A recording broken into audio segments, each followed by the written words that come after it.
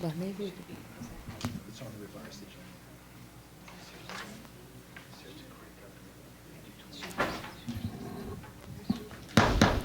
Okay, I'd like to call to order the meeting of the Board of Education for Santa Barbara Unified School District for Tuesday, October 11, 2011. And we will begin the meeting with the flag salute. Ready? Begin.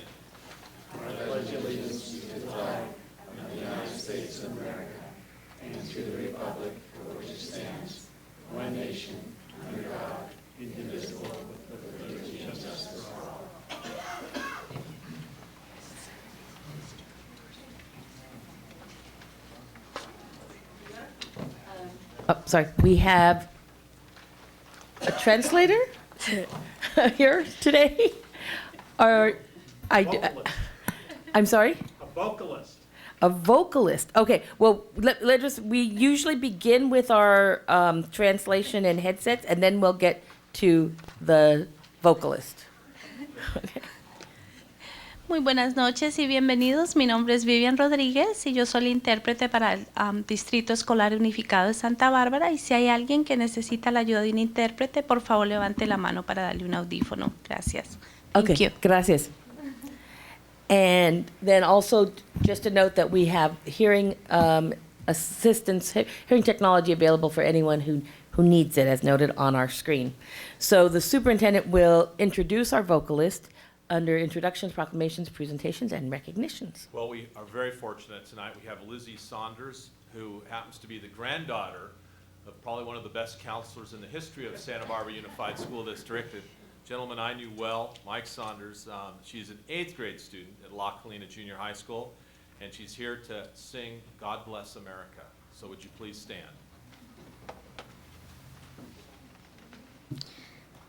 God bless America, land that I love. Stand beside her and guide her through the night with the light from above. From the mountains to the prairies to the oceans white with foam.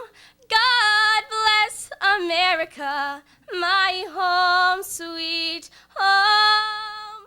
God bless America, my home sweet home.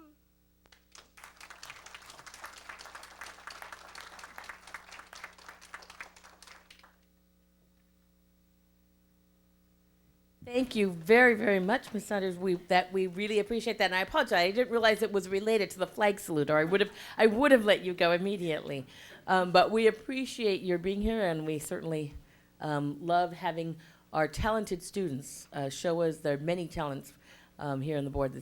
We don't get enough of that, so thank you very much for sharing it. And I assume this is your mother who is with you, so thank you. We know our students really benefit from the support of their parents, and a lot of their talents come directly from home. So we appreciate that, and your principal, Mr. Ortiz, being here to support you as well. So thank you. Well, Mr. we're Cash, on Dr. to our Cash. student report. We have another talented student that's here this evening from San Marcos High School, Burke McComb, who will present tonight's student report.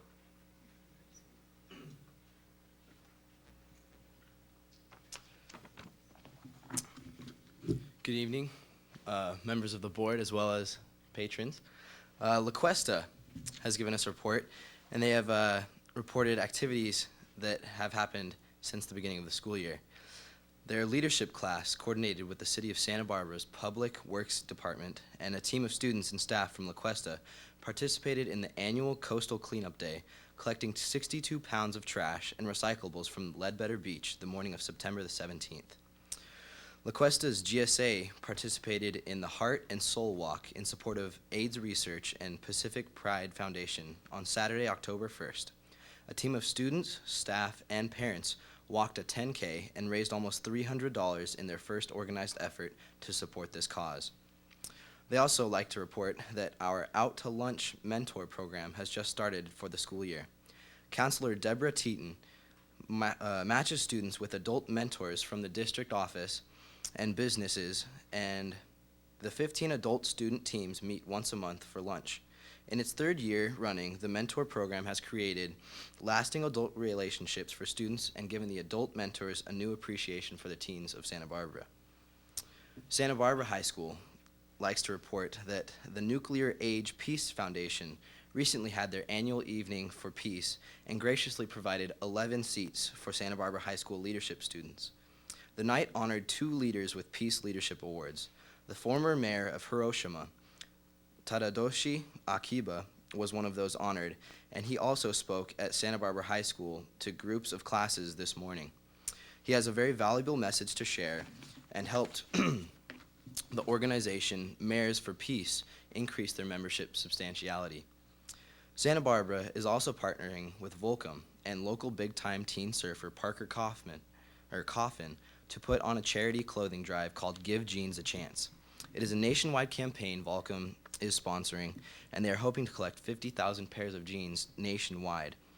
Volcom's goal for the Santa Barbara area was to hit at least 500 items, but Santa Barbara says, and I quote, "We think that we can do just that at SBHS.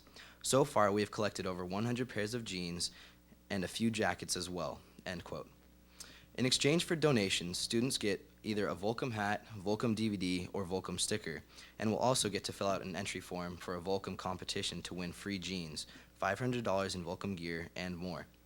The best thing about this is that all of the clothing goes to our local homeless shelters like Casa Esperanza and the Rescue Mission, so everything stays local.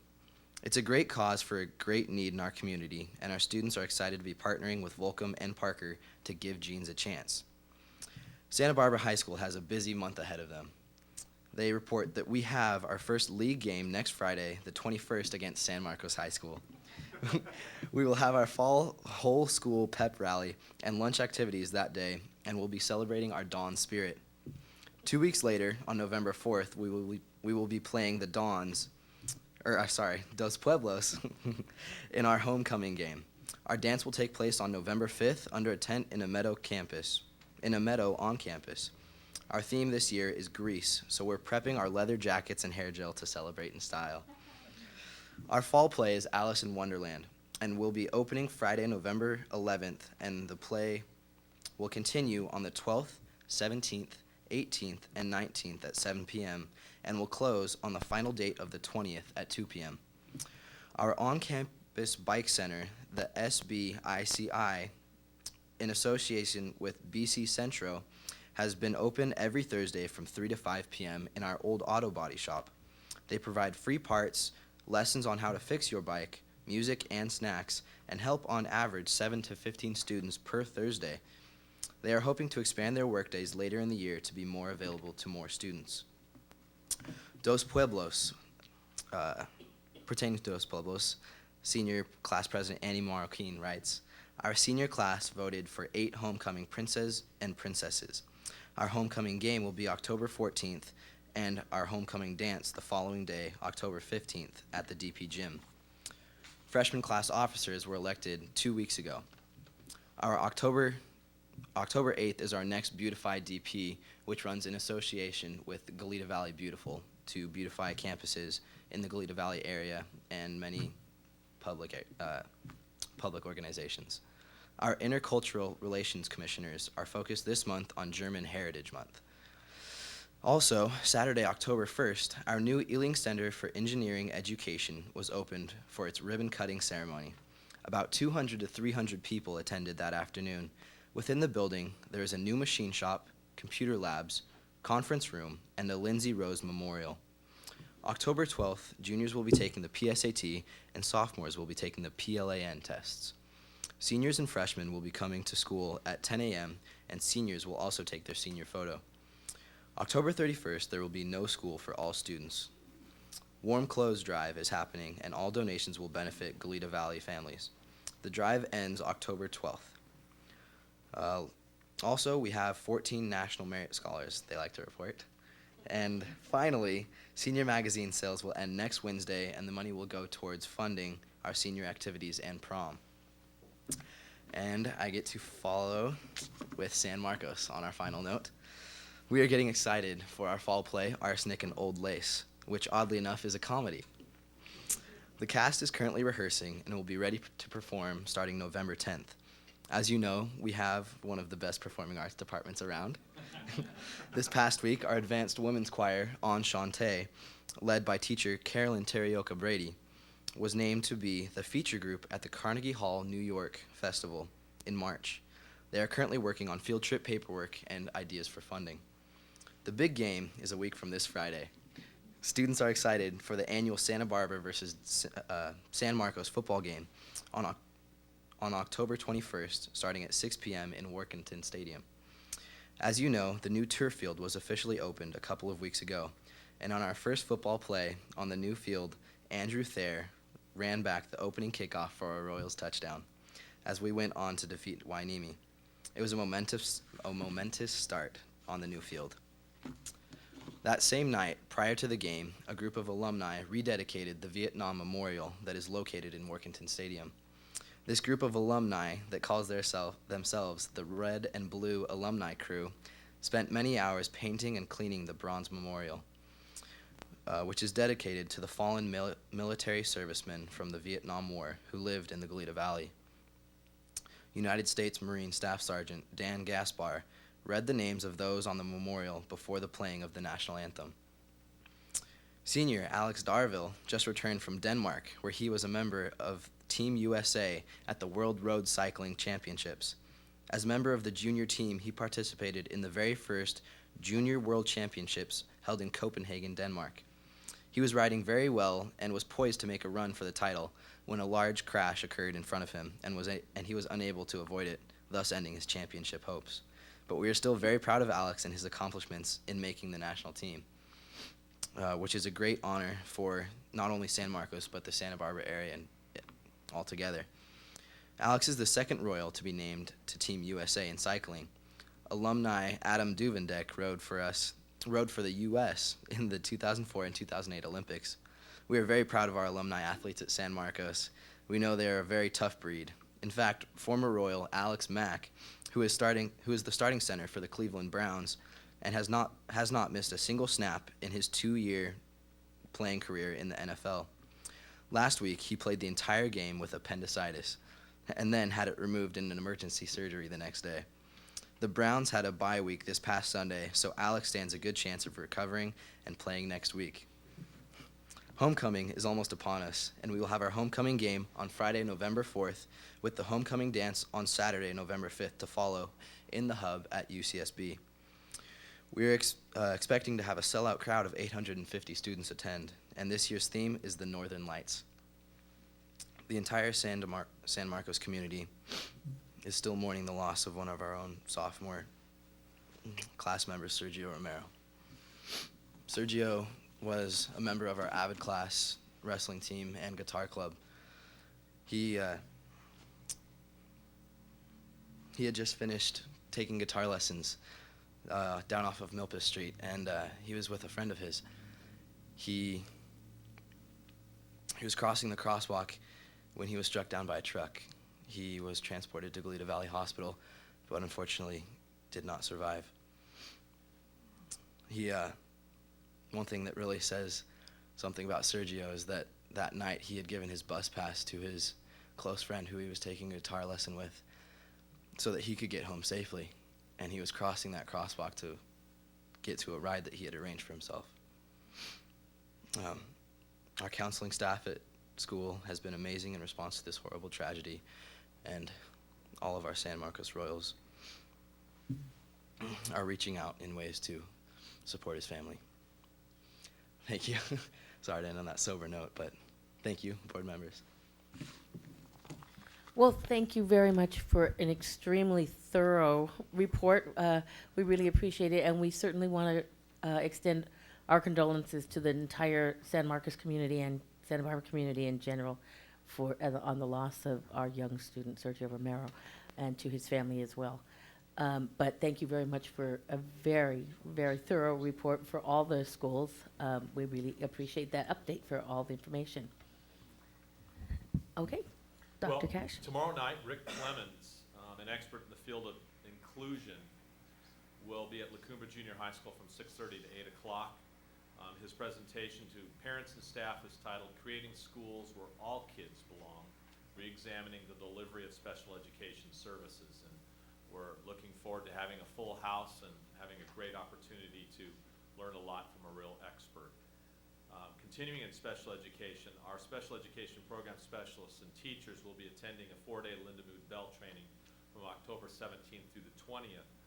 And I really want to publicly acknowledge the work of a parent in our community, Sherry Ray, who arranged with Linda Mood Bell for them to perform the training here in our community, saving the district tens of thousands of dollars in doing so, something that both Dr. Mills and Dr. Cash could not accomplish.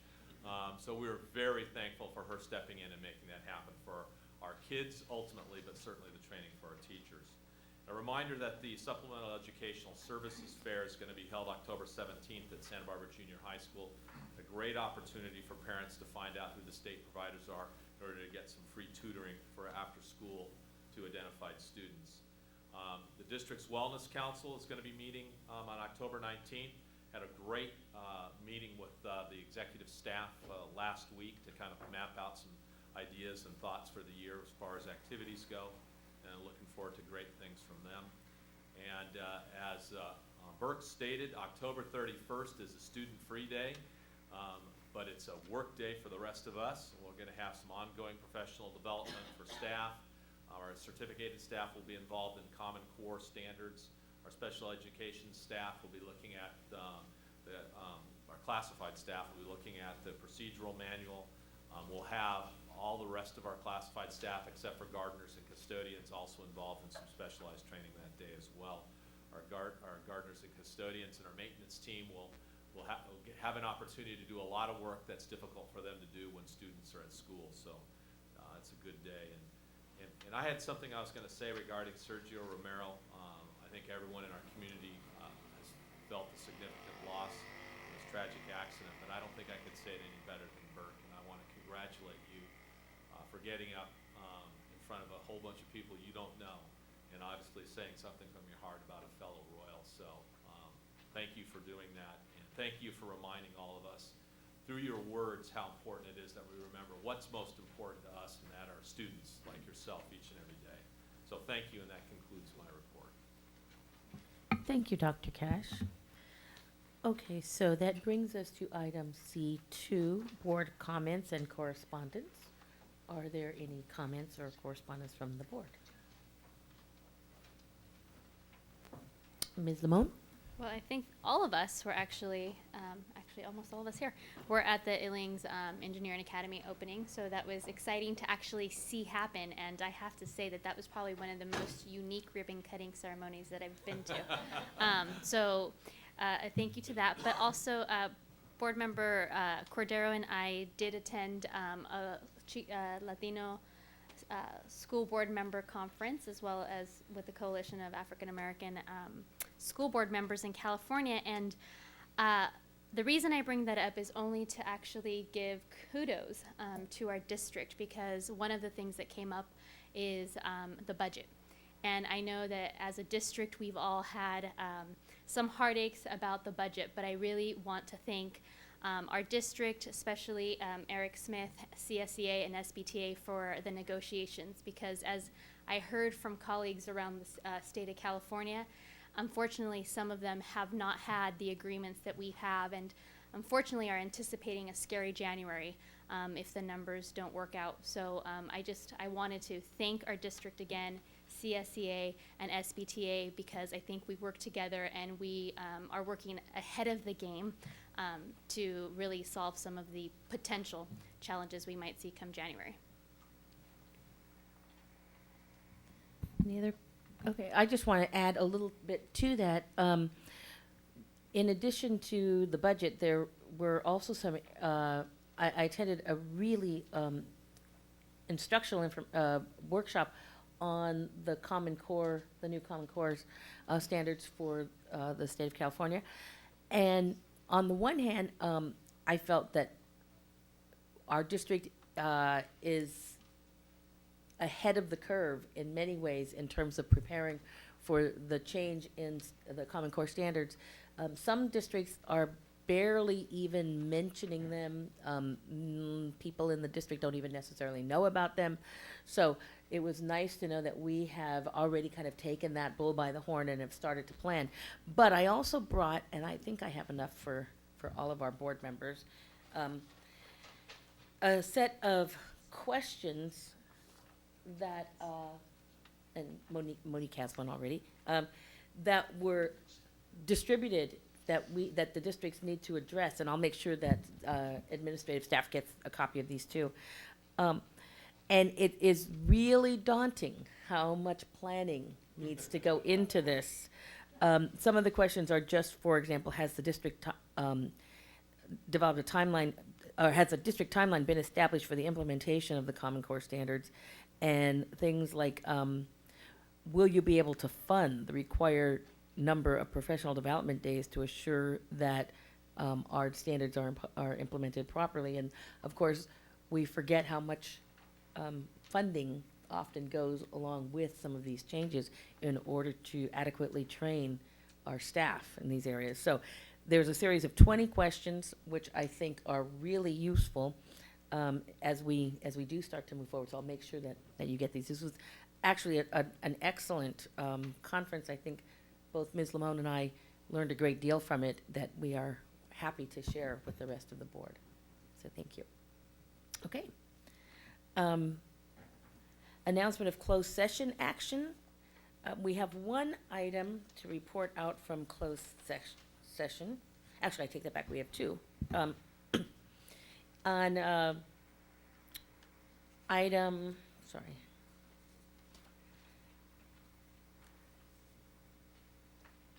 On item B3, we have a settlement of an existing litigation identified on the agenda under item B3 in the amount of $25,000. Then also under item B4, I'm sorry, and that was approved by a vote of 4-0 with Mr. Herron being absent. We also have under B4,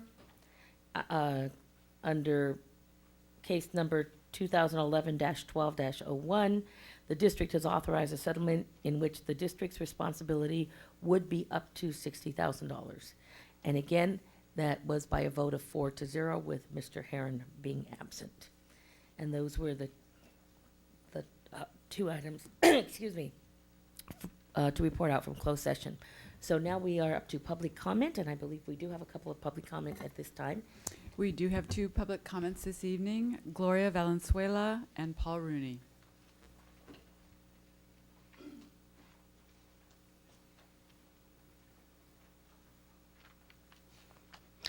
Hello, my name is Gloria.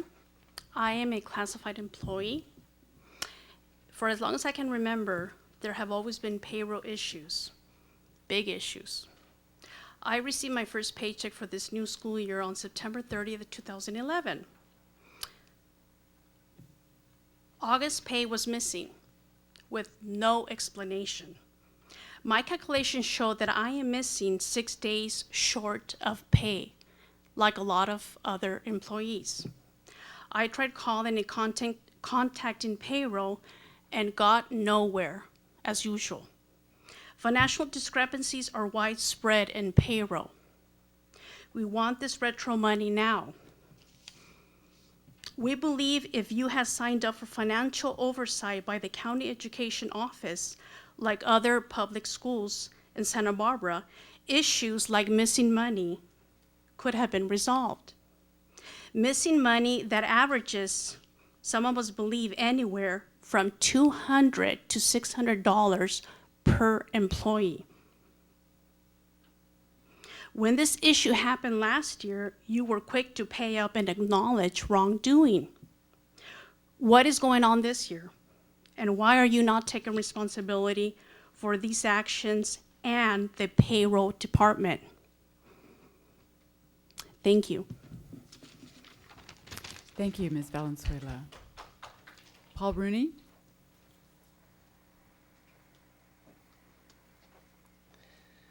Thank you for having me here. I appreciate it, and I respect the board and all the administration. Tonight I'm here, actually, every night I've been here to speak before you. It's always been a complimentary state of mind. Tonight, I want to preface everything. I'm a little tired. I've been driving for 7 hours, and I'm having to come and speak before you because of a discrepancy in the pay, which has been prefaced by the young lady there. I'm going to read you a statement. So this is a really quick thing that was put together real quick. CSEA was made aware of a payroll issue this week that has caused a large number of our employees to not receive their wages for August when they were due. We have offered solutions, I and my labor rep have offered solutions to negotiate, but all of our offers have fallen on deaf ears.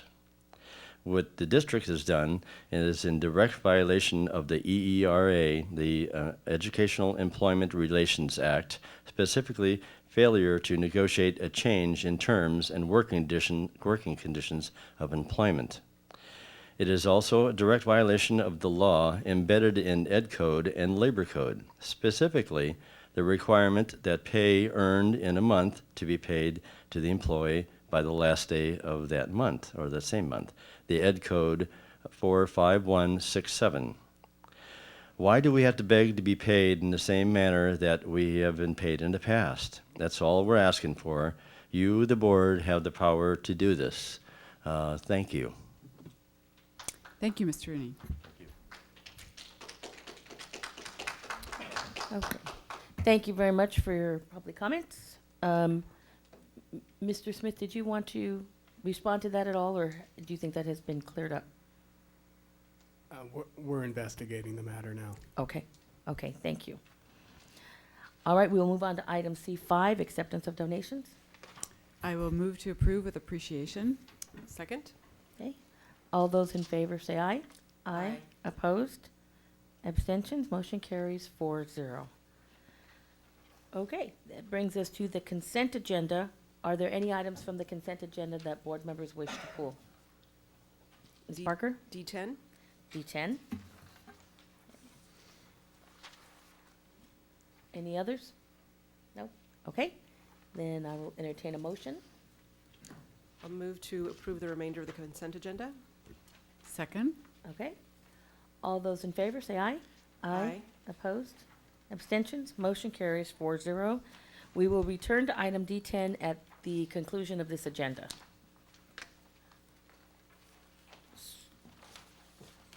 We are now on item E1. Notice of public hearing and approval of resolution number 2011/2012-25 regarding sufficiency of instructional materials for traditional calendar at schools of the Santa Barbara Unified School District. This at a time certain of 7:05, so I'm assuming that anyone who is here, anyone who is interested in this is here at this time. Thank you.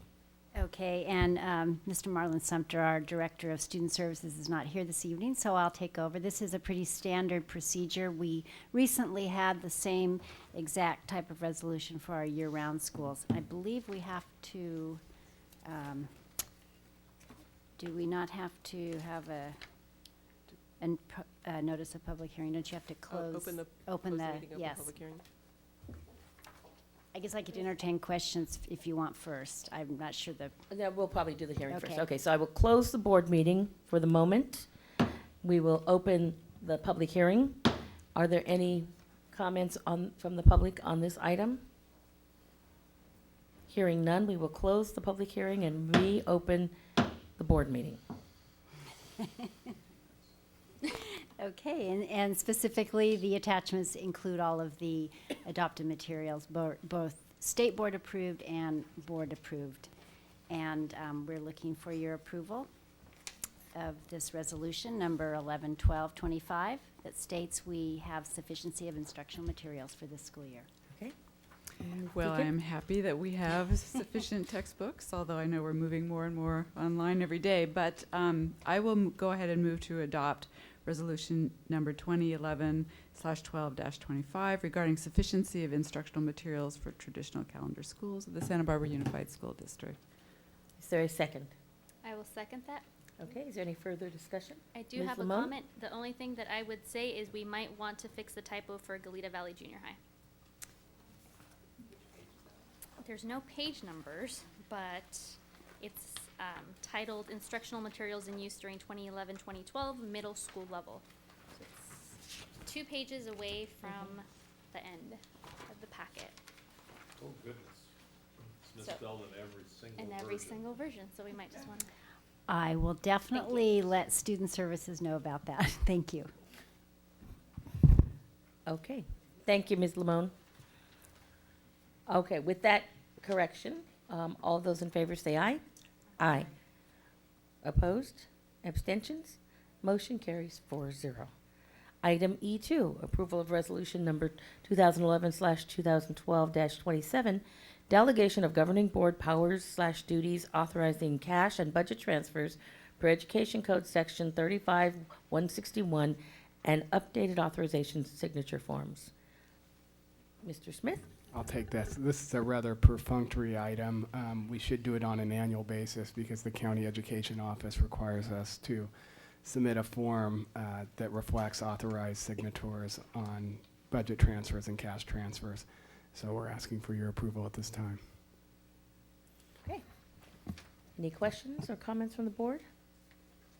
Is there a motion?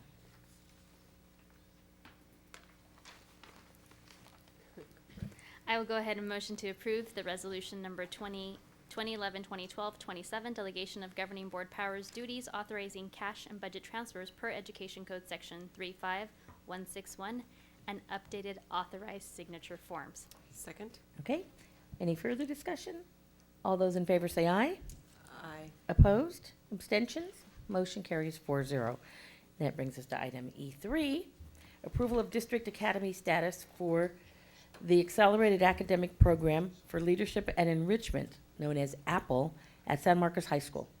And Ms. Sawaski will introduce this item. Yes, I will. And actually, this does not require any action this evening. In reviewing the process for our other specialized programs and looking at our board policy on such, even though there was some discussion last spring about approval after meeting some diversity goals, I know you received those goals, and therefore we're not going to take action. What I am going to do is send you a board brief with all of the slides that Ed Heron put together as principal of San Marcos that showed the, Ed Heron, yeah.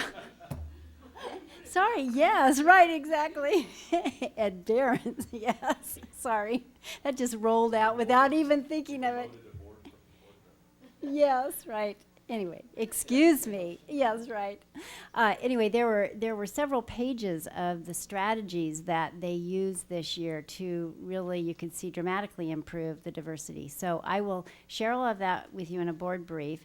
And then I'm always also, Dr. Cash and I were speaking today about our specialized programs, including the academies. I'm going to put together a template where every summer, probably annually, we'll do a little evaluation report on the academies and highlighting the projected diversity. You know, we had some diversity plans for all of them, so that on an annual basis in a standardized version we'll have those reports. So I'll show you the template, and then we can, you know, if we need revisions, you can let me know about that. So we're going to pull this as an action item. Okay, thank you, Ms. Sawaski.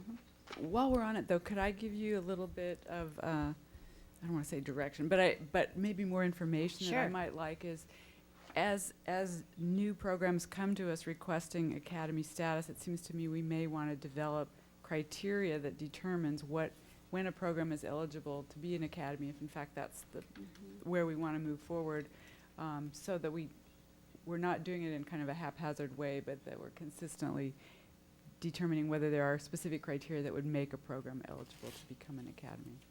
Okay, yeah, that, and I do know, you know, we have the two that are California Partnership Academies that are very different than the, for instance, Dos And I'm Pueblos talking about and those that are Health not and- partnership Okay, so more academies. specialized programs. Right, Okay. because we know what the criteria are for the partnership academies, but as we move forward, if we get more requests, it seems to me we want to have some consistency and maybe even a board level discussion about, do we want to add more academies? Do we want to call them that? Is it specialized good. programming, career oriented, those kinds of questions. So we could just bring that, I'm sorry, Ms. Parker. I'm sorry, I'm just waiting for Mrs. Cordero. Sure, I'm sorry, Ms. Parker. And I think what Mrs. Deacon is suggesting would come in under BP and AR 6181, the alternative schools programs of choice, because really it's Yes. almost, I was noticing two holes in that. One is who decides what a program of choice is called. And the academies have come to us historically in different ways. The Partnership Academy, I don't know if the board approved the Health Academy. Mrs. Cordero, I don't know if you can remember that. The Engineering Academy, I believe it was through a grant process that's how it got named, but it was a different route. The other piece was in our AR on programs of choice, it says, previous classroom performance shall not be a criterion limiting any student from the opportunity to attend an alternative school or program of choice. But that is not what Apple, for example, is envisioning, and or is in practice. And there may be other ones that come forward. I mean, even for example, if we're looking at the Elementary GATE program, which is a program Exactly. of choice, how does this all fit together? So I think that this would be a good Maybe discussion. to look at this, Yeah. right. And most recently, when we had the Green, Santa Barbara High School Green Academy come, I looked through all the paperwork and things that I had presented, and Yeah. nowhere was there an approval of district, academy status. So yeah. that's another reason why we Yeah. pulled back. So I think that's a good discussion. We'll bring Okay. the board policy and the AR back to you with the recommendation. Great. Okay, thank you very much. So, Ms. Waske, this will be coming back to us again for Apple, or? No, No, okay. but I will give you the slides that Ed Behrens provided for this, because Okay. he did a great job of describing, so it'll be an update on Apple. Okay, So thank you. And the idea is that annually, you will have more of an in-depth conversation amongst yourselves and with district staff about each of the specialized programs in our high schools through their report to us and our evaluation of the program. And it won't be just on diversity. That'll be a key component, but it'll also be on just the number of students, classes that they have. I think a good, thorough update. And then also their success. How successful have they been? And I'm sorry, Ms. Lamone? sorry. And Dr. Cash, I would also add funding to that list of things that would come and what types of activities they've conducted that have been funded by donors of some sort. I just want to also clarify, so at this time, Apple as a program is not moving forward and doing anything different. They're not going to be applying for anything, or they're continuing to run their program. So I know that Apple's not coming back to the agenda, to our agenda, so I'm wondering if anything, they're going to be doing anything besides running their program in the meantime to pursue some kind of status. No, because there really isn't, we haven't determined that they need to have any kind of certain status. They're running their program as our other academies, or whatever we're calling them, are going forward. And, they did really improve their diversity in the student population, and I know you got that report. So they followed through on what they told you they would do as a pilot, and now they're moving forward. I think when you see the activities they've engaged in, that will explain how they got to where they're at currently for this year's class. Clearly, there was a lot of effort that was put forward, and you'll see that when you get the slides. Okay, then we can move on to item E4, our second reading and adoption of Board Policy 7310, naming a facility. We had this on our previous agenda. We made some suggestions and has some questions, so it has come back to us in a revised form. So are there questions or comments from the board? I probably, by way of introduction, I I'm could sorry, give you a little bit Mr. of Smith? rationale relative to the changes. I tried to capture everybody's comments, but I'm not sure I had consensus, so I just kind of threw it all out there. So why don't I give you a little bit of input with respect to why it's drafted the way it is. When I went back and talked to staff, what became apparent is that at the schools right now, things like trees and plants and smaller items, those don't normally come to the board. They're usually done at the site level. I don't know if the board wants to get down to that level, so that's why I struck those out. That also kind of goes hand in hand with respect to if the board is going to require some kind of significant monetary contribution, it seems that would go more in tandem with buildings or portions of buildings or athletic fields. It's unlikely you're going to have a $500,000 shrub. So those were kind of meant to be looked at in tandem. So it's for your consideration. Then as I moved down through the section on naming rights, I tried to hear what board member Cordero said relative to mascots and things of that nature. And that's how we came up, which is actually pirated language from Corona Norco School District. That's how number 5 was created, which really takes kind of a positive spin as opposed to a negative spin. But I think in doing that, I kind of made an oversight, and I think the language that we struck out of 4 should come back. I thought in 5, when I originally crafted the language, we had something that addressed that, and so I edited it out, and I didn't realize it, that when the final version, it didn't pick it up. So my suggestion would be, in item 4, replace the stricken language. And I think hopefully item 5 kind of captures what board member Cordero was looking for. And then board member Herron suggested that we move the language from the prior policy regarding the renaming of existing school buildings. We'd retain that language, and that's the second to last paragraph that's added. And then the last is the paragraph with respect to monetary contributions. So that's kind of my collage of comments, and then if I could get your feedback, we can decide what's going to stay and what's going to go, and that was my best effort at it. Hey, Ms. Lamone, and then Ms. Parker. So I actually just have a question for the board. My recollection was that we decided not to include a monetary amount. And so,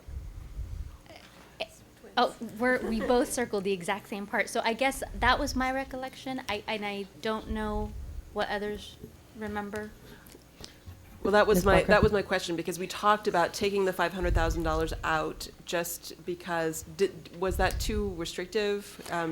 Was it setting a ceiling and a floor? No, my recollection was there wasn't consensus on that, but there was a comment relative to, well, in practice, that's what we've been requiring. So that was the issue. This is probably for me a question for Dr. Cash. I don't know how it's been in any of your other districts. What would you recommend? Do you recommend putting in a number? Or do you recommend just leaving it as a minimum monetary contribution for naming rights? No number. No number. I wouldn't want to discourage someone from thinking they might be able to donate $1 million. Mm-hmm. I think I agreed with, Mr. Smith, we both talked about it, and it was okay, well, we both recall the specific conversation about that kind of being the accepted practice at this point. But clearly, if you're asking the question, my recommendation would be no dollar amount. Okay. Well, I was just going to say, I also preferred no dollar amount, and it was my recollection that I also was under the opinion that we had removed that, but at any rate, we can remove it now. Mm-hmm. I'd prefer to strike it. Okay. And also to support Mr. Smith's suggestion of reinstating the stricken language from number 4. And could I ask for a point of clarification? Wouldn't we also, in the last paragraph, we would take out minimum monetary? Well, I would prefer to strike the amount, so. No, Well, yeah, I think we see. might want to keep a minimum. I mean, Well, I guess I don't what I'm know. saying is the board may Oh, I require a see. minimum monetary. If you have no minimum and no you Yeah. just Just you leave don't. that out, that Yeah, one just word leave out. it out. So you would say the board may require a monetary contribution for naming rights. Mm-hmm. And then it would go on to say the board shall reserve the right to require financial contribution on a case-by-case basis. yeah, I would definitely leave that. And I agree. I mean, I remember this conversation about the amount too, and I think left thinking we might have the amount in there, so everyone else's memory is different. It but- was unclear in my Yeah. notes. But I think it's a good idea, because I think as times change, that amount would change, even though de facto this is what kind of where the floor is right now, and we wouldn't want to have to come back and adjust the policy with inflation or whatever. So I think it's a good idea to take it out. I guess, oh, I'm sorry, Ms. Lamont? No, and I was actually just going to say, I really like the language in number 5. So I thought that was a nice addition, and it captured the spirit of what we were talking about. So I kind of, what I heard there was, you know, if we used words like disparaging or offensive, derogatory, those could be debated. Well, it's not likely somebody's going to debate, well, promote unity, and, you know, you just don't usually debate those type things. So, so if I've got this right, we'll restore the language in 4. You're okay with the stricken language under memorials, the tree, shrub, garden thing. And then the last paragraph will say the board may require a monetary contribution for naming rights. And then the last sentence will remain. I hate to belabor this, but I'm not sure why we want that language, that the board may require monetary contribution for naming rights. I think it's helpful for fundraisers, actually. I think that when fundraisers go out and ask for money, they're able to make an offer of a naming right, but it gives them a beginning place in bargaining. So that's been my experience. It's one perspective. Okay, I'm not, it says may, so that leaves it Right. open, so I'm fine with it. I'm fine with it. Okay, so if we're happy the way things are, we can entertain a motion. I'm going to move to adopt Board Policy 7310 as revised. Okay, is there a second? I will second that. Okay, any further discussion? All those in favor say aye. Aye. Opposed? Abstentions? Motion carries 4-0. Okay. Thank you for your work on that one, Mr. Smith. And now we are at the second reading and adoption of board policies in the 300 series. So we have, excuse me, BP 3100. Are there any questions and/or comments on 3100? No. Okay. 3280? Nope. Okay. BP 3290? I actually had a Ms. question. Deacon? On 3290. At the very end, the last page, it's page 13.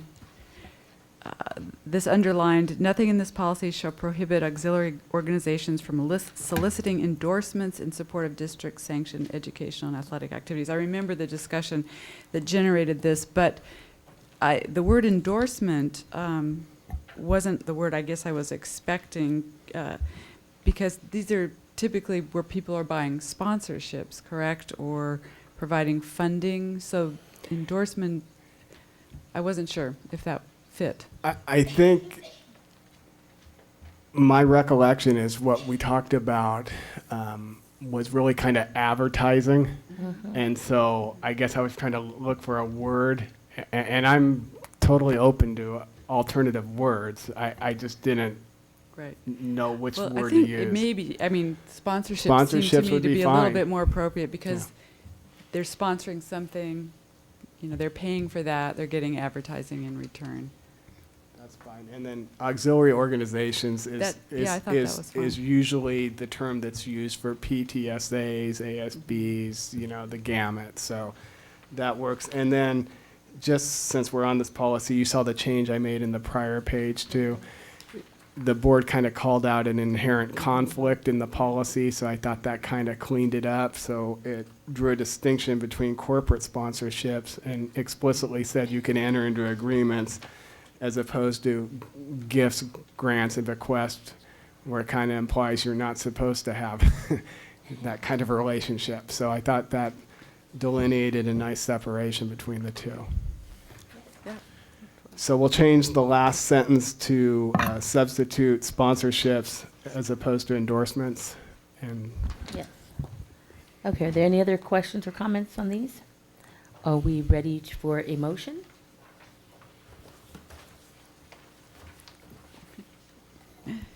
I will move to approve. Sorry, I need to get back to the numbers here. I will move to adopt the second reading of board policies in the 3000 series as amended. Okay, is there a second? I'll second that. Okay, any further discussion? All those in favor say aye. Aye. Opposed? Abstentions? Motion carries 4-0. Excuse me. Now we are at the approval of board action on the student discipline cases, number 2011/12-03 and 2011/12-04. Board members? In case number 11/12-03, I move to approve the findings and recommendations of the hearing panel for a one school year expulsion. Is there a second? Second. Okay. Any further discussion? All those in favor say aye. Aye. Abstentions? Motion carries 4-0. Are there, I'm sorry, in the In next case case? 11/12-04, I move to approve the stipulated agreement. Okay. Second. Okay, any further discussion? All those in favor say aye. Aye. Opposed? Abstentions? Motion carries 4-0. Excuse me. Okay, that brings us to our conference agenda and a discussion on board policy and exhibit 5144, discipline. Dr. Cash? This matter is back before the board at board members' request for a discussion. A couple of recent items were brought to the board's attention regarding discipline at our high schools. And so this matter is back for discussion and possible clarification and study. Comments or questions? Ms. Parker? And I guess I'm not sure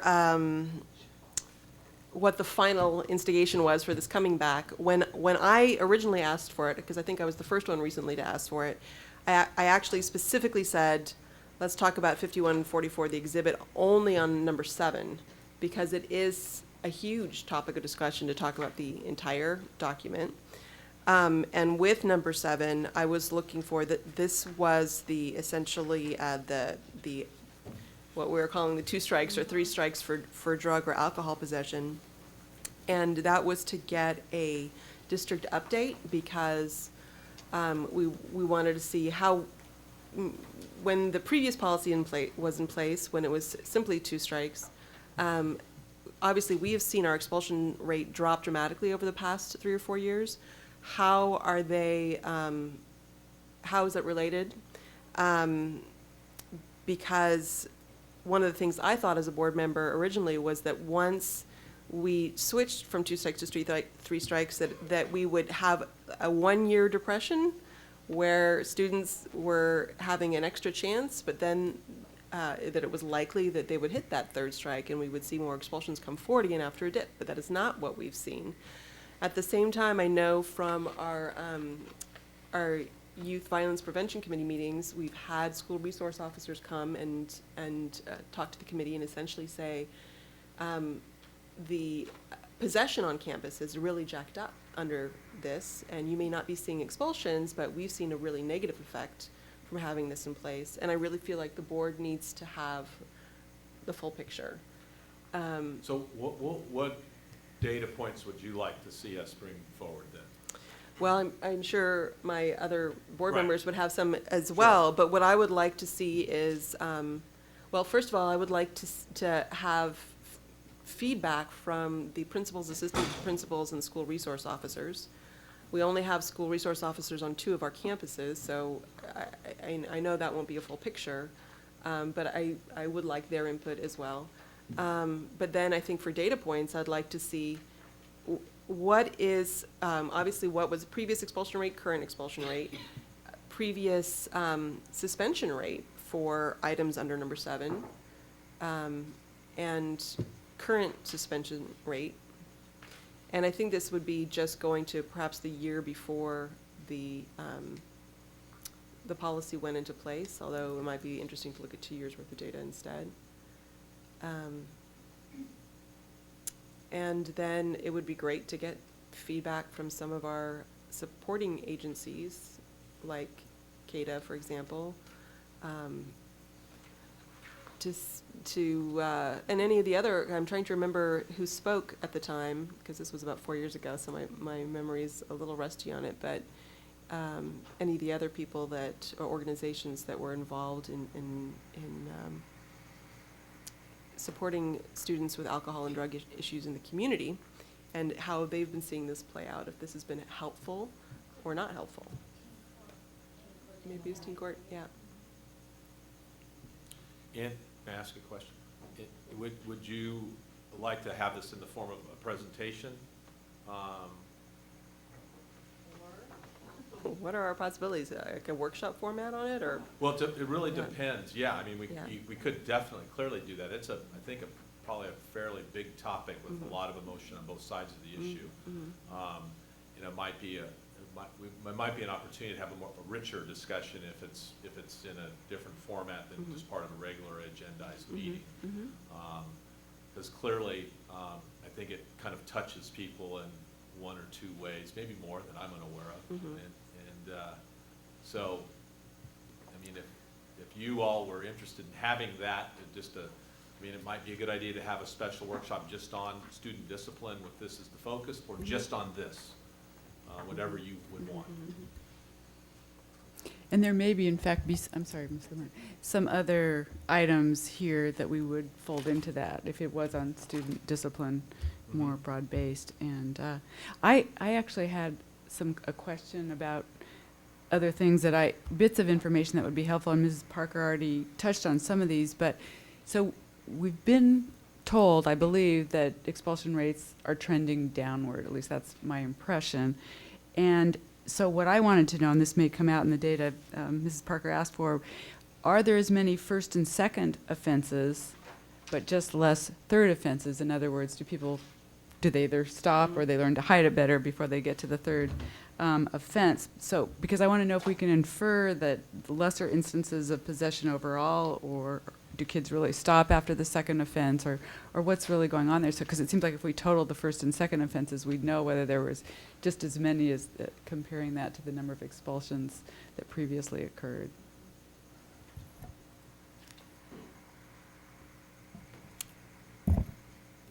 I'm sorry, Ms. Lamone. So, along with the data, we got excited about data. So, I would also like to see it disaggregated by high school, because one of the things that was apparent to me was not that the policy was different, but the implementation was different. And so I would like to see this disaggregated by high school, and I would also like to see information about suspension days. I'm not clear that everyone's getting 5, some 4. And finally, in addition, we have a number of interventions, and we've received some great information from the sources of the providers of the interventions, and I would actually like to see district, if we have had certain interventions that are perhaps more, I don't want to use the word success, efficacious than others. Okay, who started that? So really what I'm looking for is to have a better understanding of if we're providing X as an intervention, how often is X helpful? And that would actually, I think, be congruent with board members Deacon's comments about second offenders and third offenders. I mean, you can't make that generalization, but it should be good to see it. And I would actually, I also wanted to see this, but I wasn't thinking the whole document, and I was a little hesitant to think about the whole document, knowing that we might be looking at the whole document or the whole topic come January. I know you've discussed really thinking about discipline and restorative justice in a different way, so I'm scared to even tackle it now, but I was actually besides 7, which I think that I agree I wanted to see, I was looking at 28 and 29. Specifically, academic integrity, cheating, plagiarism, and computers. There was just something about that. I wasn't sure it was as most up to date, and actually, specifically, number 28 had some language that I think could be a little bit clearer. So I can share that, but I don't have. Could I ask some clarifying questions? Cash, certainly. So on the number of days of suspension, so for example, if a student, I just want to make sure I have it clear in my head. A student is suspended at a high school for being under the influence of alcohol. How many days was that student suspended for? Okay. And then on the interventions, are you talking about interventions that happen in the context of the school day, you know, like a referral to a counselor? Or are you talking about like what are you talking about? I was actually not thinking about the interventions that we provide in the middle of the day. I was actually thinking interventions that are I was thinking teen court. I was thinking super. Those were that comes to mind. Are you thinking of outside providers? Yes. Okay, But so- however, I don't want to limit it to outside providers. Perhaps there's different interventions that are meaningful and effective that I am just not aware of. So. Well, the reason I ask that is that I think the data on the outside providers might be easier for us to get versus the inside stuff, because often that's done in a very informal way, and it may not be recorded in any way that we could accurately reflect the number of times. So, but teen court, super, anything involving CADA, any police also, or law enforcement, that all of that we could probably put together in some meaningful way. Great, thank you. Ms. Parker? I'm just thinking of poor Mr. Sumter, who's not here right now, and boy, are we piling onto his plate, because, I mean, I could see that it'd be so valuable to see, okay, this set of students just went to super. This went to super and teen court. How likely were they to reoffend? Right. You know, compare the groups. It would be great. It's a lot of work, but it would be great information to have.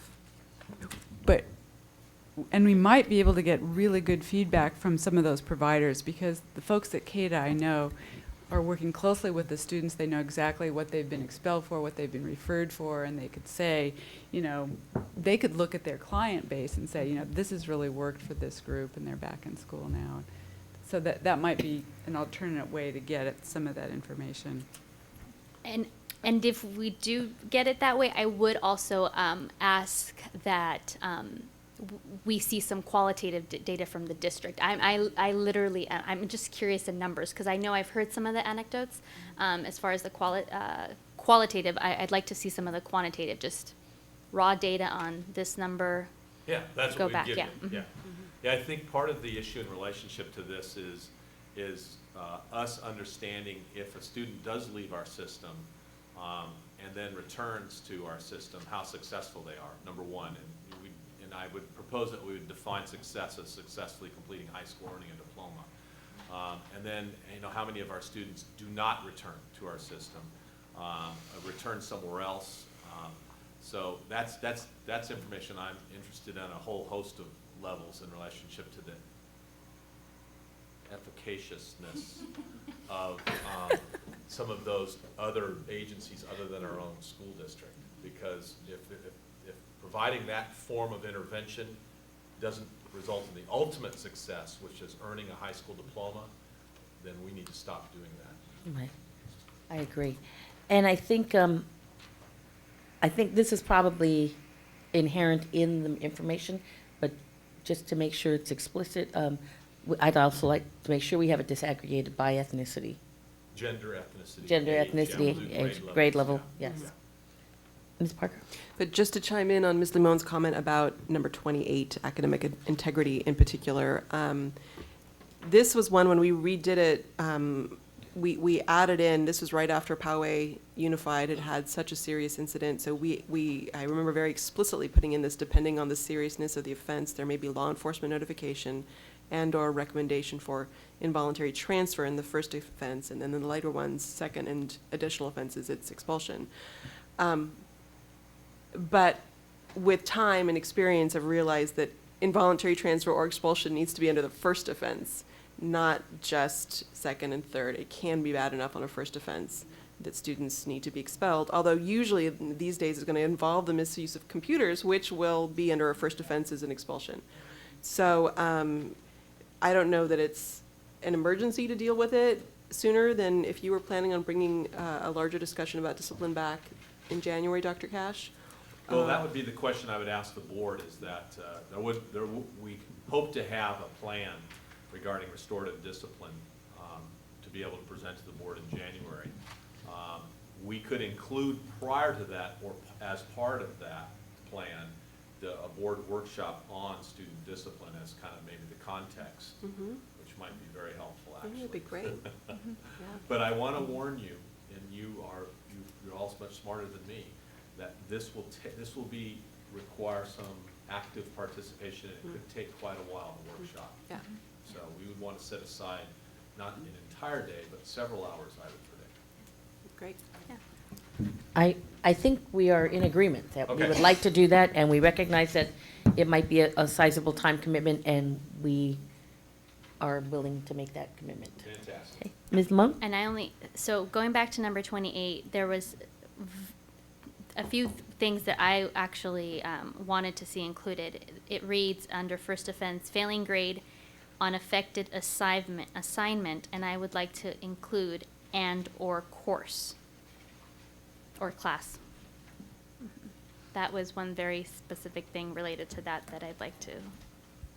And I agree, and since we might want to be consistent with what's in the second offense category, in parentheses have contributes to GPA, so Yeah. that there's no misunderstanding there. Parker? That's actually one that worries me a little bit, because I'm frightened that there may be teachers that, well, first of all, I have to say that I know that our high schools don't all have this updated, even though it's been updated for years. They don't have this current information on their websites and in their parent handbooks. And then I also know that they haven't always sat down with their teaching staff and said, these are the outlines of what the results are for things like cheating in class. So my concern is that failing grade, if it just said on affected assignment and or grade, or for the course grade, that there might be teachers who think that, oh, they cheated on their physics test, I'm going to fail them for the class. And I think we might need to delve into that a little. I mean, I think it needs to be a possibility, but also we might really need to clarify it. Right. So, I agree. I mean, and that was not my thought. I am actually even thinking that we may need to add another column and separate cheating and plagiarism from other methods of tampering with grades and even systems. So I guess it's going to come back to us in a bigger discussion. No doubt it will. And while we're on it, can I just mention on 26, I think we probably all heard from CSBA that they would like us to consider 5 days suspension as the second offense, not up to 5 days on number 26. And that's certainly something I'm willing to consider. Is it CSBA? I'm sorry, SBTA, yes. Alphabet soup. But at any rate, if we're going to do it all at once, we should do it all at once. I agree. And so we'll hold off, but I think that's an important consideration. Okay. We ready to move on, board members? And staff has more than enough information? Thank you. Thank you. Okay, so no doubt that will be a lively workshop. And we may need to address it in parts. Okay, so F2, first reading of Santa Barbara Unified School District's initial proposal to negotiate with California School Employees Association, CSEA, for the 2011-2014 agreement. Mr. Smith? This is what I would consider a fairly innocuous initial proposal. Elaine's going to talk about some of the things we're proposing. It's mostly just cleanup of the existing contract, which kind of reflects several of the MOUs or side letters of agreement that we've entered into the last couple of years, folding them into the contract, making sure that we don't have conflicts and things of that nature. So I'll let Elaine kind of Okay. describe it in detail. Thank you, Rick. Just briefly, again, just reviewing what we plan and propose for negotiations. As you can see, it is for our new 3-year agreement from 2011 to 2014. So what we've met, as our team met and reviewed the contract, and where we feel is just some language that needs to be updated, and this is what we've identified in our proposal.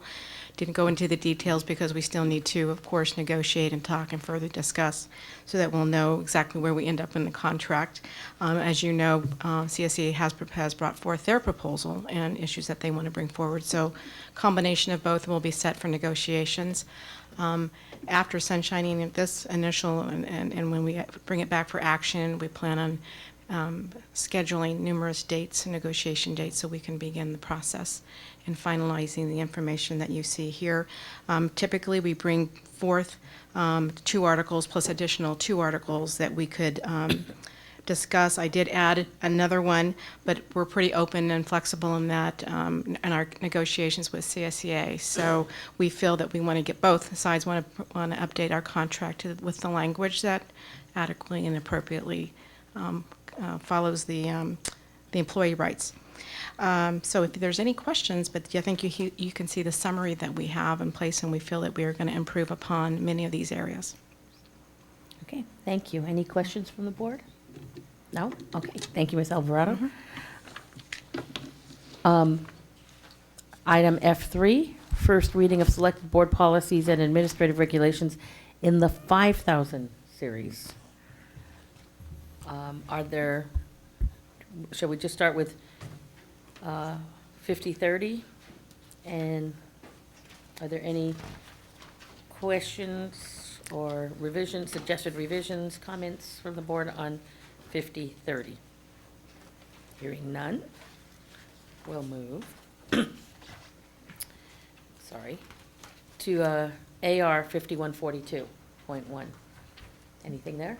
Ms. Lamone? I just have a question. As I was reading the notices of missing children, the first paragraph, I wasn't clear if this was for the state, for the region, or nationally. Is it nationally? Okay. Yeah. Okay. Okay. BP 5145.11. Ms. Deacon? I had a question. About 2/3 of the way down, there's a paragraph that begins, "At the law enforcement officer's discretion and with the student's approval, the principal or designee may be present during the interview." What is our customary practice? Are school officials, administrators typically present when law enforcement questions a student? Yes, they are, typically.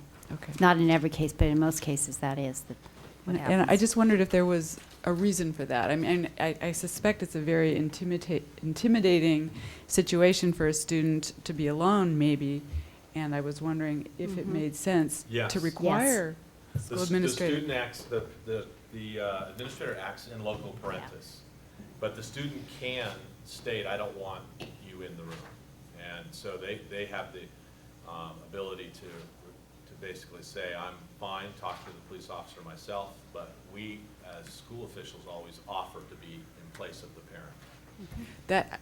That's good to hear, because I had actually heard of a scenario where a student was alone with a law enforcement officer and didn't feel that there was a administrator present, and so maybe we just need to reinforce that that's the way it should always go. I'm wondering if the language that says "at the law enforcement officer's discretion" should be removed and just say, "with the student's approval, the principal or designee may be present during the interview." As sometimes law enforcement can exclude everyone. Right. Ah, They okay. still have to follow Okay. their legal Okay. requirements regarding Mirandizing and warning, Okay. all the things necessary. But there will be times which law enforcement will say, "You may not be in the room." And Okay. we can't insist upon it, or we would be cited for obstruction right. of justice. But the Okay. default would Okay. be that Yes, they would Yes. always. be there, and Absolutely. I'm really glad to hear that, and I hope Always. that that's reinforced. Thanks. Okay, Ms. Barker? My question was on the next paragraph where it says, "Except in cases of child abuse or neglect, the principal or designee shall attempt to notify the student's parent guardian as soon as practicable after the law enforcement officer has interviewed the student on school premises. And I know as a parent, I sure would want to get that call before or during, not after. And so I guess my question is about that after. If, I don't know the penal code, but it's an obstruction of justice interfering with a police investigation issue. So, the normal course of events is, that typically it goes like this. The police officer comes on the campus, begins to conduct the interview. At that particular time, the administrator will get on the phone, attempt to contact a parent and say, your student is being interviewed by a police officer right now. And here's why they're being interviewed. So that's the way the process goes. At that point, the student has the right to say, I will not speak to the police officer without my lawyer present. Many do. I just want to be sure that our students are informed of that right, because I think that in that moment, they may not remember, or may be too frightened to, or. But they're only required to Mirandize a student if, in fact, they're in the midst of conducting an investigation leading to an arrest. If they're just simply questioning witnesses and then they are not required to Mirandize students. So no student would be given that speech. You have the right to contact an attorney. Okay. Well, that would be what the officer would be required. Correct. Okay. What about what the administrator could, what we could have as policy for our administrators, that when a student is identified by an officer as wanting to question that student, that the administrator reminds the student of his or her rights? We certainly could do that. That would be a dramatic change in policy, and I'd want to have a conversation with the police department Okay. regarding that. I understand that could be a significant step, and I'd also want to know sort of the pros and cons of doing that, but it does seem like that could be possible. Yes, it could be possible. I would be very hesitant to recommend that it be required, Okay? because it is practice that the administrators contact parents when the interview is being conducted, Okay. Ms. Monk? And something else about this paragraph.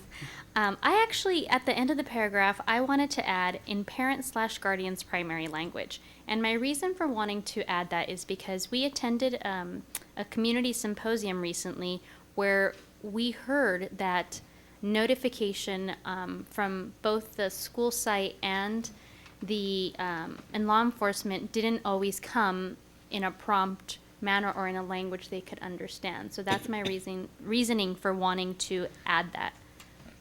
That the school would So at the end So- of that sentence, add in parent/guardian's primary language. Yes, that the school would. Yes, okay, The school. yeah, That the So, school. so it would read, in case, that we're still on that same one, except Same in on that same cases one. of child abuse or neglect, the principal or designee shall attempt to notify the student's parent or guardian in the parent guardian's primary language as soon as practical, Yes.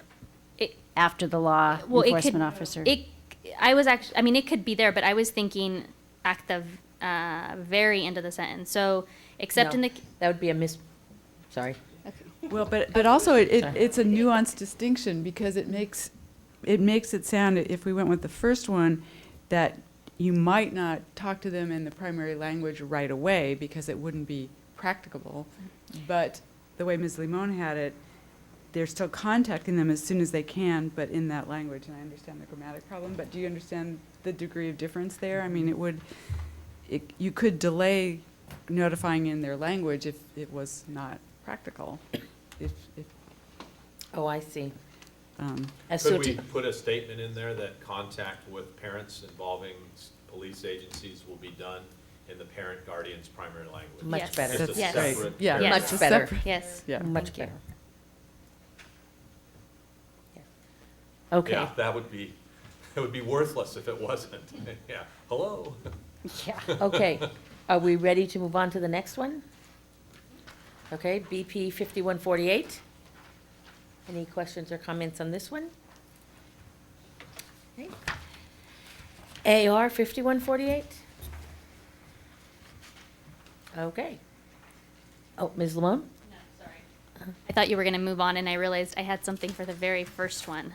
Okay, BP let's move back. 5030. So, We can move back to 5030. so on 5030, page 4 of 5, one of the things where it talks about posting requirements, one of the things that we've heard from parents is that sometimes they would like to see nutritional value of food posted on websites.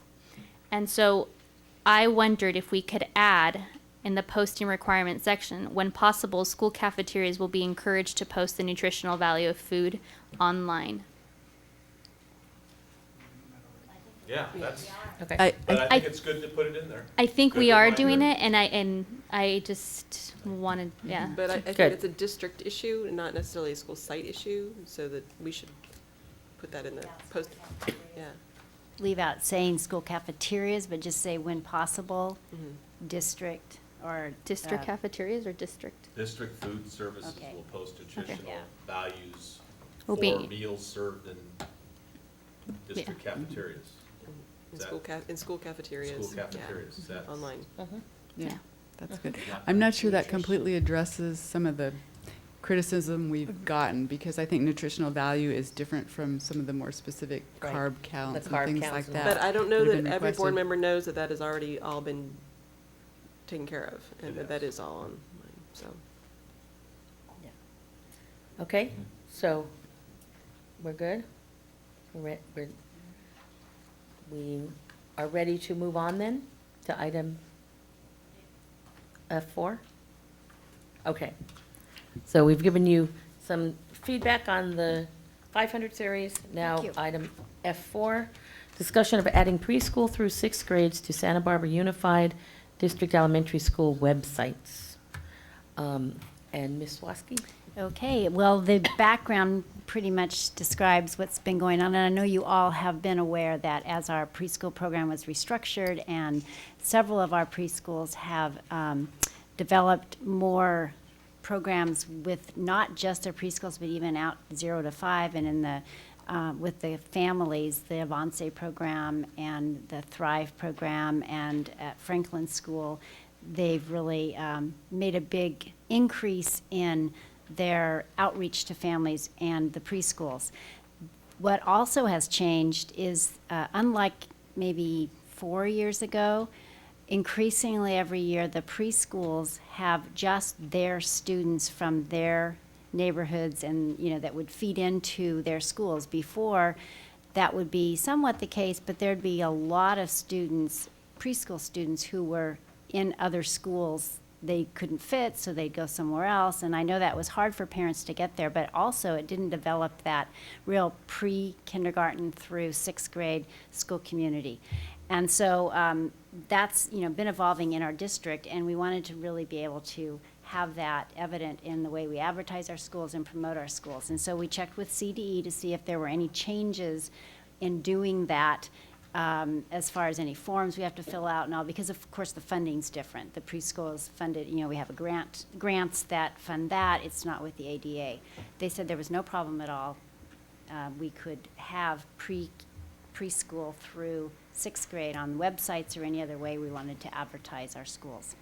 So staff plans to do that. We wanted to inform you and have a discussion about it and see what your thoughts are on that. Ms. Parker, or do you want to have the, okay, let's have the public's comment first. Lane Wheeler?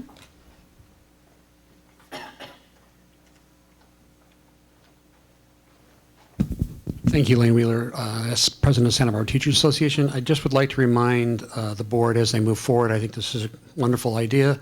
But Dr. Cash and I already had this conversation.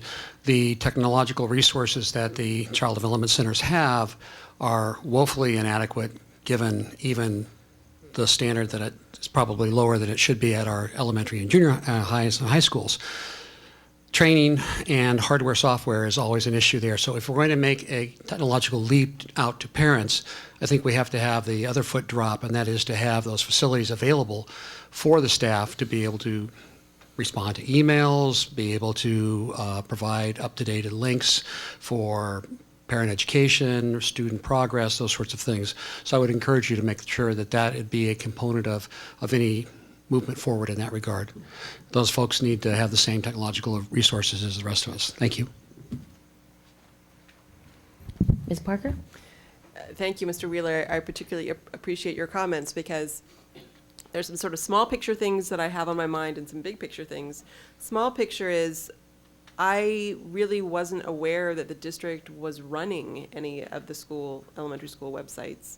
And so I guess I have a question about how involved the district is acting as webmaster for which elementary school sites, because the ones that I know of, they've been paid for and are updated by site funds and site people or consultants that they've hired. I can think of one elementary school in particular where, for example, they have an intranet for their teachers that's separate from the district intranet. And Mr. Wheeler's comments lead me to okay, so if there's a website that has intranet available for the school's teachers, are the child development teachers then going to be able to access that from work? Are they, I guess, starting to get to the bigger picture, the bigger picture to me is, okay, you can put the preschools on the website and say, well, they're preschool to sixth grade. But have we made the decision? Are they under the control? Is it truly, are they part of that school? Are the principals under control? Is the enrollment going on through the school district office? I mean, through that school's office? Are those teachers participating in staff development, are they considered just part of that whole team? And so those are my bigger picture questions on that. And then my biggest picture question is, what is going on with preschool, with the transitional kindergarten? Because all that needs to come out, as soon as possible. Okay, let me see if I can remember all of that. The simple answer is that we're all over the place as far as at the different schools. And some schools, their preschool students come to every assembly, particularly at Harding, and some other schools are starting that, where those kids and those families are involved pretty much all the way. Our students are enrolled through ARIES in our child development program, but not necessarily. I mean, the school office staff helps to some degree, but not always, and that's different from school to school too. The child development program and their staff is primarily responsible for that enrollment part. What does happen increasingly is Debbie Badger, our Director of Child Development and After School Programs, is working with the principals to have a co-supervision model, and it started at Harding, it's going with Franklin, that has the big Franklin Center, Avance at McKinley, also Amelia Handel is helping with that, and that model, and I'm sure Amy Alzina is doing somewhat at Adams, it's to varying degrees, but there's a real co-supervision model, so they're observing teachers together. In those tighter structured schools with the preschool, there's a lot of interaction between the preschool teachers and the kindergarten teachers in particular, and up to first grade, as far as curriculum development. The child development program is also, they've adopted the Treasures curriculum. That was what we looked at. It's most closely aligned to Open Court that we have now. I don't know where we're going. That's another big discussion. But they're looking at their curriculum. They have been involved with every single one of our Common Core state standards implementation workshops, also the after-school program, but that's another issue. So the child development is becoming more closely aligned with our schools, but as far as how we enroll and the money and all, that's going until I don't know that that's going to change that part, because they are two separately funded groups. The transitional kindergarten, our child development program is very much involved. Debbie Badger and Cynthia White, and then all of the elementary principals. We're having a meeting actually in another week when Cynthia White comes back to the office to talk about a timeline and very specific plans. We're starting to get I'm getting some contacts from parents and asking, are we going to have them at all the schools? And we're getting off into another subject I realize that you're going to be getting an update on, but there's a lot involved, and we want to very thoughtfully plan that. So there's another tie there with child development preschool and our schools, because one model involves having students in our preschools, another model has them clustered in our kindergarten. I mean, there's just a variety of ways in which you can implement that program. So this little piece of saying this school has preschool classes on it and advertising it as such as just on our website and other places is one little tiny drop in this, yes. And I would say it's a kind of symbolic first step, and this wouldn't be forward to you unless every single, without exception, elementary principal wants an active and engaged preschool component to their elementary school program. Yes. Those who don't have preschools right now they all want them. Oh, yes. Ms. Deegan? And given that, for schools where, if there was means testing in terms of costs associated with preschool, in other words, some children might not qualify for some subsidized tuition, would we then collect tuition if we offered preschools at schools? That's an interesting question. Harding School, you may recall, had a blended program for a while, and they still have a somewhat blended program, but they're more involved with the Head Start in that regard. Several of our schools are very interested in having a fee-based program blended. It wouldn't be separate, but have students that are paying on a sliding scale to be a part of a child development program that's very much expanded. I want to just make sure that we are sticking to our agenda item, which is the discussion of the websites. I think we need to have a much fuller discussion of our actual preschool program and how we do or do not sort of articulate with our K-12, specifically K-6.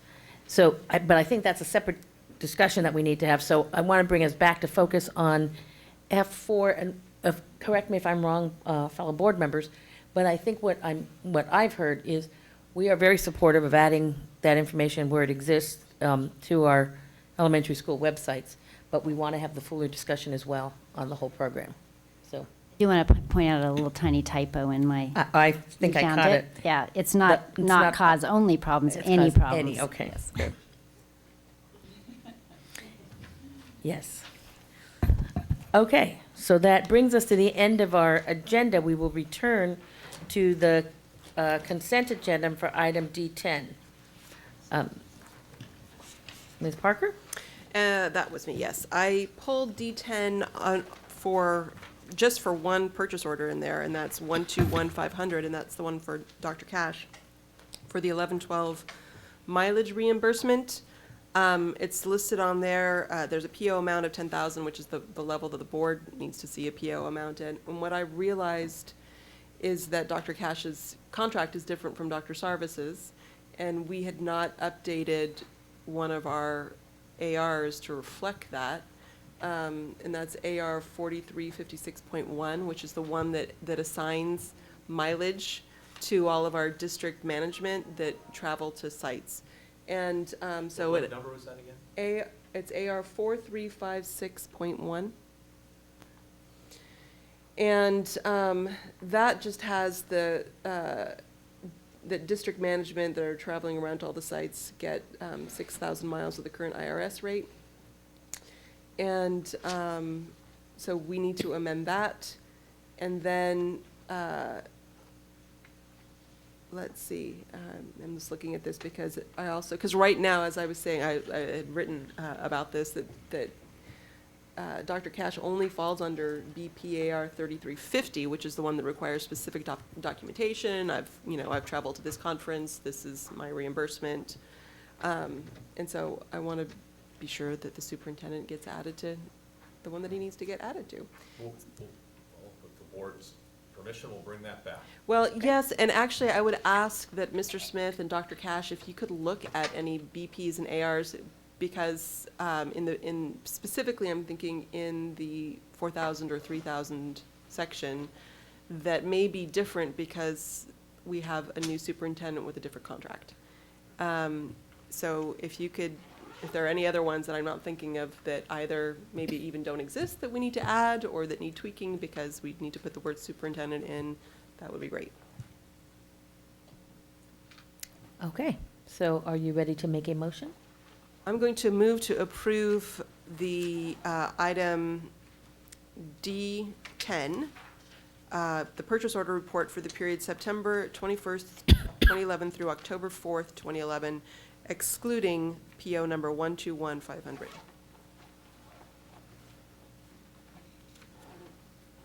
Okay, is there a second to that? I will Don't rush at second once. that. Okay. Any further discussion? Oh, I just have a Ms. question. So Deegan? then that would come back at the next board meeting with the Well, amended policy? Well, yeah, I would hope that the amended policy would come forward. We shouldn't need to see a purchase order because the amount is less than 10,000. So I can't imagine that we would need to see a particular purchase order again. Okay. Well, depending on how the revision to the policy is written, it might eliminate the need for the purchase order. But the thing is that until we do something, either revise the policy or approve the purchase order, this doesn't get approved. So it's still hanging out there. So it has to come back to us in some way or another. Okay, so, D10, we have a motion and a second. All those in favor say aye. Aye. Opposed? Abstentions? Okay, motion carries 4-0. Okay, that brings us to the end of our agenda. Upcoming events, we know we have our next regular board meeting on Tuesday, October 25th, 2011 at 6:30. I don't know if we will be trying to schedule our discipline workshop prior to that or after that date. The discipline is not until January. Well, I'm imagining to get all of that data and all of the. Okay, I'm sorry, I misunderstood. Okay, so then our next board meeting is October 25th. Any future agenda items that we have not called to our attention yet? I just want to shout out our joint meeting with Goleta City Council, which is prior to the 25th. Yes. And we actually have the board workshop that begins at 4 p.m. on the 25th, which is the student That's achievement right. workshop, Okay, where the principals will be having a very interactive and reflective conversation with board members about their school's performance. yes. So that is on October 25th, but prior to the meeting and at 4 p.m. Yes. Okay, Oh, and I was just going to say, the Wellness Council meeting is the same day as our Goleta meeting, so I usually go to that and won't be able to that day, but. We shared that. Yes. Monica knows that. I will be at the Wellness Committee meeting. And anyway. okay. So I guess that brings us to adjournment. We are adjourned.